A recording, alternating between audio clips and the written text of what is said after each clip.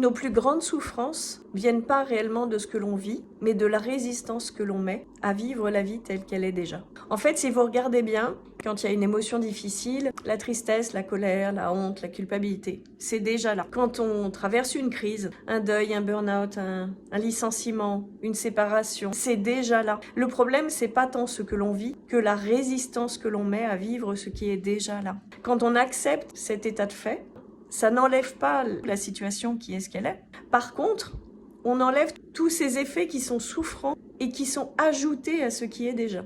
Et en fait, quand on enlève cette partie-là, finalement, on retrouve déjà une forme de paix. Ça ne veut pas dire qu'on accepte au point de ne rien faire du tout. Quand il y a une séparation à opérer, on fait ce qu'il y a à faire. C'est juste qu'on apprend dans ces cas-là à vivre beaucoup plus dans l'instant présent, tel qu'il est. Et parce qu'il y a cette acceptation totale de ce qui est, il y a déjà une forme d'apaisement, de sérénité. Quand on est déjà dans le deuil, il n'est pas nécessaire de se rajouter la culpabilité en plus de ne pas réussir à surmonter ce deuil. Quand on est face à un licenciement, il n'est pas nécessaire de se rajouter la honte en plus d'avoir été licencié. Simplement se déposer dans ce qui est, c'est finalement aller sur une posture d'ouverture, d'amour de soi, qui est déjà une réponse à notre souffrance.